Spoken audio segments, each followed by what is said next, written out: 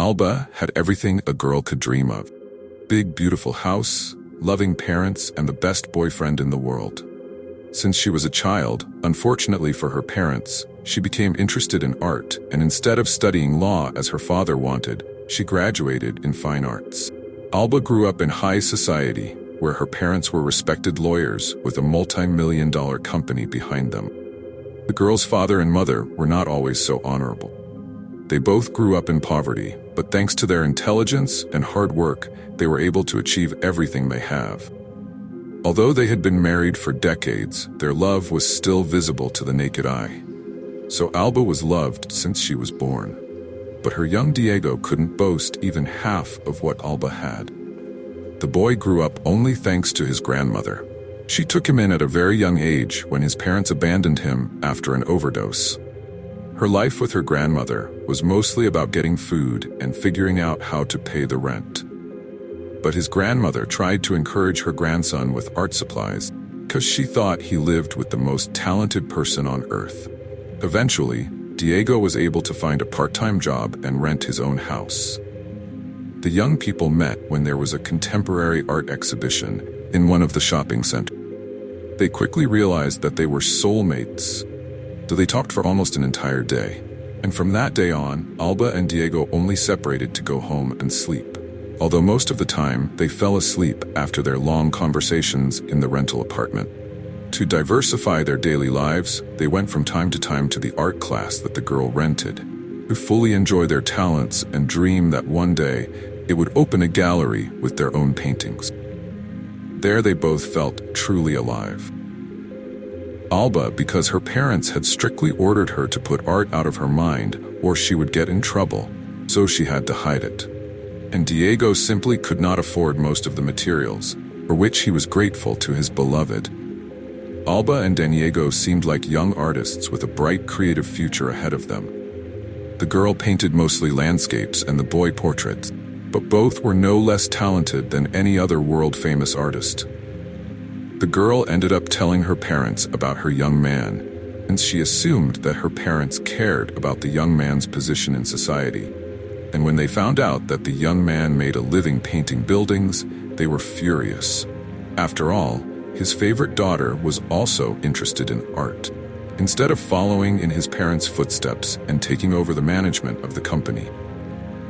When the time came, the parents decided that they had to keep their daughter away from Diego by all means, so they decided that the best way would be to kidnap the young man. They worked hard to develop an action plan and later hired people to implement it. One sunny day, when Diego was working painting a large building, some ordinary men who did not stand out from the crowd approached him and introduced themselves as agents from an art agency. The men offered Diego a job that would pay a lot of money, for which he would have to paint several portraits a week. It was a very good offer for the boy, so he accepted immediately. After moving a little away from the building where the young man was, they got into a completely tinted car, and then someone sitting in the back put a wet cloth over the young man's mouth, which made Diego faint for a few minutes. Moments later, when he woke up chained to a damp stone wall, he immediately realized he was in a basement.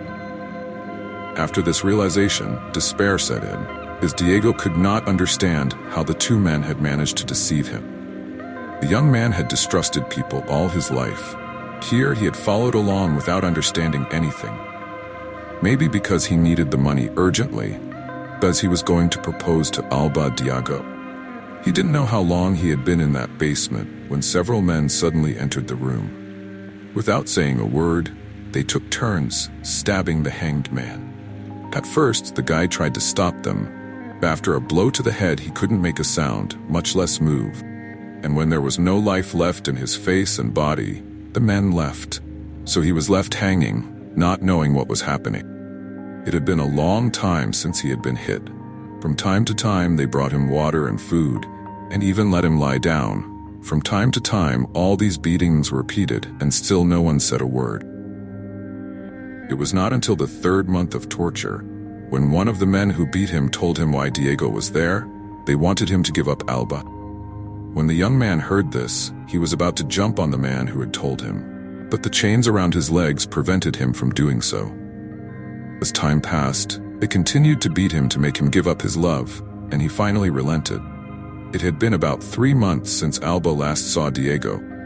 During this time, he had contacted every possible tracing service, and even begged his parents to find his lover. Alba was even ready to forget about Art, as if it had never existed in her life, if only her beloved was nearby. But it was all in vain. The girl came to believe that the boy was not alive. Alpha completely isolated himself from the outside world, gave up art, and enrolled in law. His whole life was ruined, nothing else gave him pleasure. But in the meantime, her parents couldn't be happier that the girl had finally come to her senses and their plan had worked. Almost a year after the incident with Diego, Alba heard more and more often when talking to her parents that the time had come to get married. After these conversations, she was exhausted because she did everything possible to show them that she could never fall in love with Ausland again. But they told her that it was not necessary to love. The main thing was to make the marriage profitable. So, when the parents realized that their daughter was not going to find a suitable partner at all, they became serious. In fact, they had a very successful lawyer who had been working with the firm for a long time and had helped them many times. Therefore, after discussing all this, parents decided that this was an appropriate option for their daughter and that they should speak to the young man immediately. Prominent lawyer.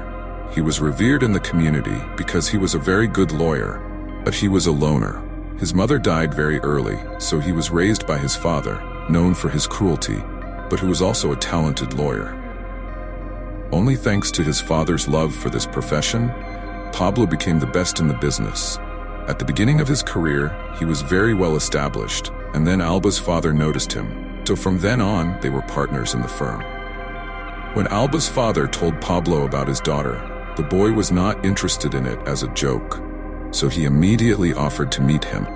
But the father knew that the girl would not agree just like that, so he offered the boy to go to his house for dinner at night, where Alba will not be able to go out, so Pablo can only dazzle the girl and not give an opportunity to your future relationship.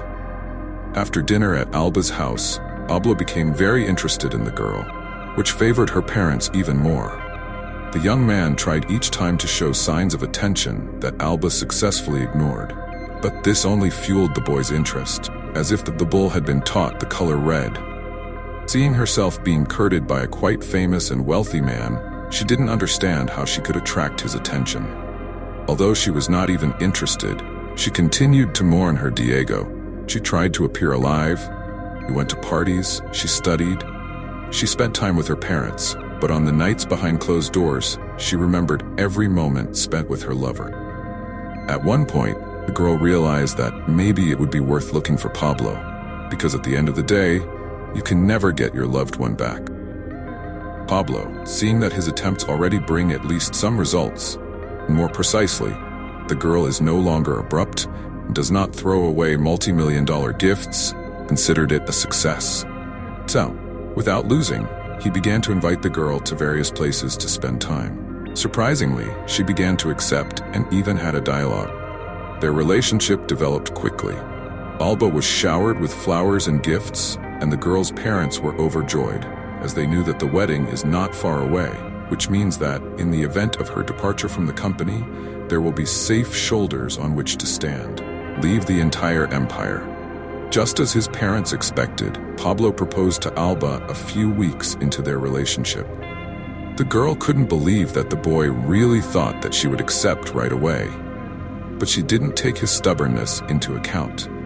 It took Pablo a few days to convince her that he was the person she had been looking for all her life. Although she didn't have a special affection for him, at least she felt alive with him, though she accepted. After the proposal, the wedding took place a few days later. Alba looked like a princess, and Pablo was the one who had saved her. Everyone present couldn't take their eyes off them, but none of them knew that the girl's heart bled every time she looked at Pablo and instead imagined her lover. The first weeks of the wedding seemed like a fairy tale. Pablo bought Alba's dream house, where they immediately settled. She was almost happy to be able to tell her husband about her hobbies, and he almost immediately managed to organize his own studio to create masterpieces. At first, Alba spent almost all her time there because, according to Pablo, she didn't need to work. He wanted him to take care of the comfort and well-being of his family. But there were still times when Pablo's behavior made her suspicious. There were times when, out of the blue, he would insult and humiliate the girl. It seemed normal to her because everyone is different and everyone deals with stress in a different way. And since they had recently gotten married, she began to take it for the stress of a new life.